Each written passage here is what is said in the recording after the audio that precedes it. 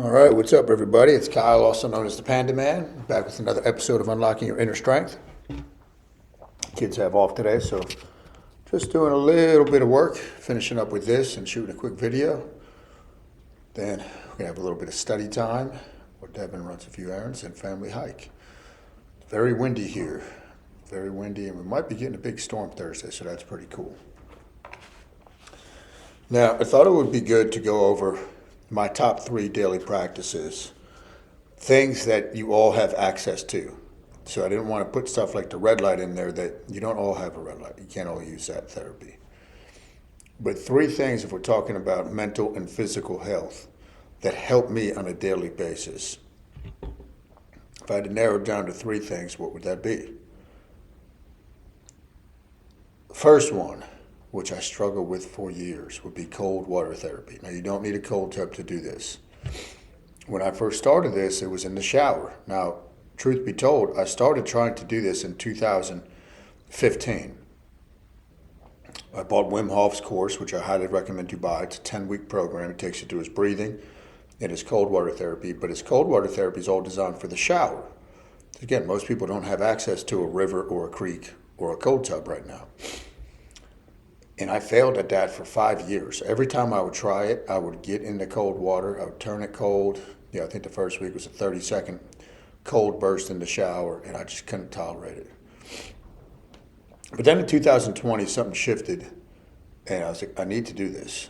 It was just calling me to do it. I was looking for something that was really going to stretch me, and I didn't know why at that time in my life. I mean, obviously, the scandemic was a big weird time.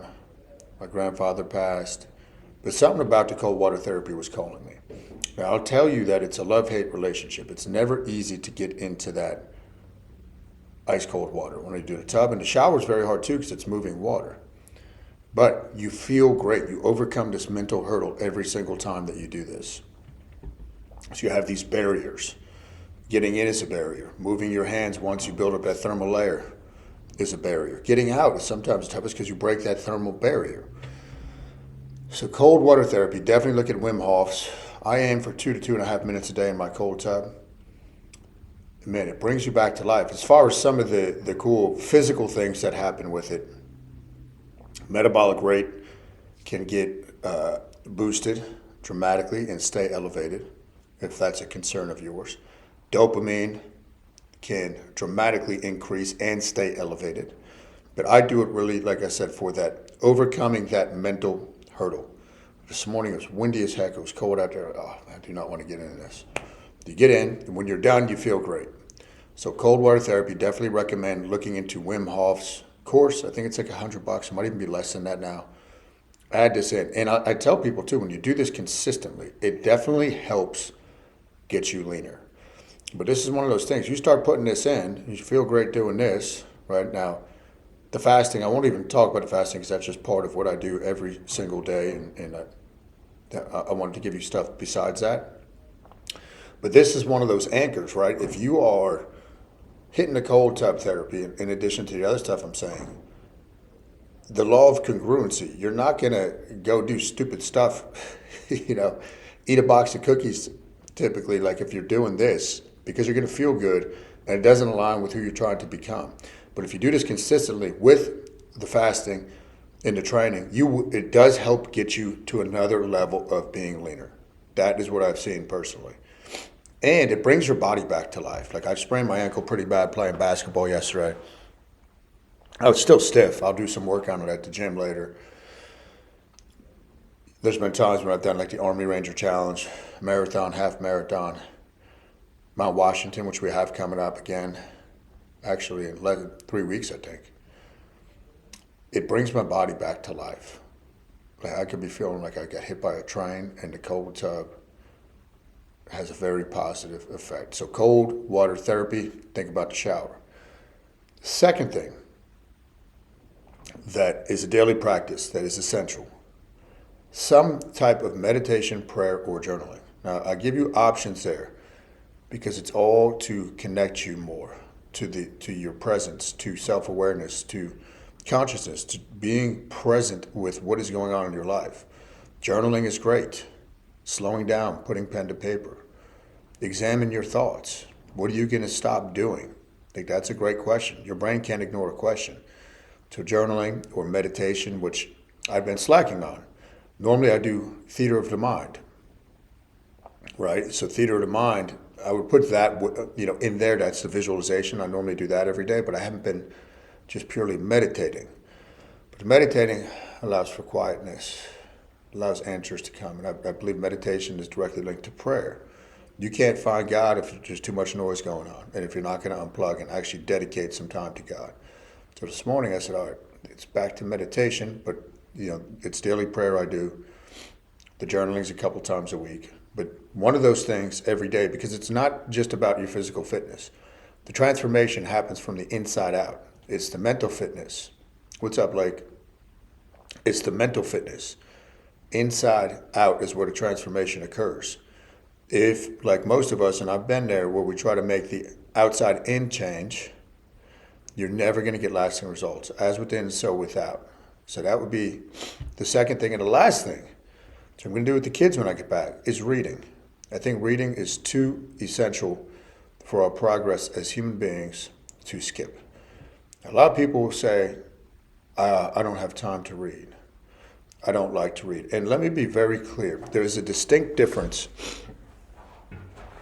between reading something on your phone or the computer and reading an actual physical book. Like holding something in your hand, flipping pages, has a very different effect on your brain emotionally than just reading a screen. So I love, and I'm studying this new analog system of learning right now, where everything's, bibliographies and note cards, and I file them away. So I'm real excited about that, and that's going to be like a lifelong project. Like all the knowledge I accrue and acquire and go back through is all going to be in these note card boxes. So Jill, great question. Thoughts on listening to books? So I am listening to Rich Dad Poor Dad again. That's one of the few books I have. I've listened to a lot of books, but I prefer reading, like actual physical reading. I think listening to books is great. I listen to a lot of stuff on YouTube when I'm driving around, but I do think that there's something about reading, right, and about underlining. Like I was reading a novel on Friday. Devin ran some errands before we did Valentine's Day stuff as a family. And in the novel, I found some wisdom, right? And it's not rare that I will find wisdom within novels and fiction. So that's even good. But it exercises your brain differently when you're reading, right? And I'm not a fast reader, guys. I'm not a fast reader at all. I recently just got rid of about 250 books. Many of which I never read that were good books, just because I knew I would never get to them. But it's usually when I'm down and out, it's something that I read that gets me out of the hole. There's that saying, if you find yourself in a hole, in the grave, stop digging. And sometimes reading or journaling, we talk about prayer, meditation, is you stopping and pausing. Now, I'll also tell you guys, I read the Bible every day. That's something I started doing when I started doing the cold water therapy. Funny enough, when I was about a year into my longer form fasting journey, the Panda diet. So it is very connected to the spirit. But that's the first thing I read every day.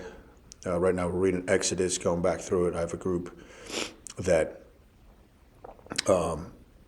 we have a daily text with, just kind of putting our takeaways. So those are the practices that I do on a consistent basis that are available to anybody. Right? I thought it was important to say, what can everybody do on a daily basis? Now pick one of them if you're not doing any of them. Pick one and start working on it. Then maybe you add a second in a month. Then maybe a third. But it's about self-mastery and building yourself up. That's really the name of the game. That's what I'm constantly trying to do, constantly trying to work on my self-awareness, course correct when needed, and see how I can improve myself. All right, guys, that is it. I'm going to go shoot a push-up video for Newell Strength. If you have any questions, don't hesitate to let me know. If you need help, just drop me a DM. Share this or hit the like button if you really liked it. Later, guys.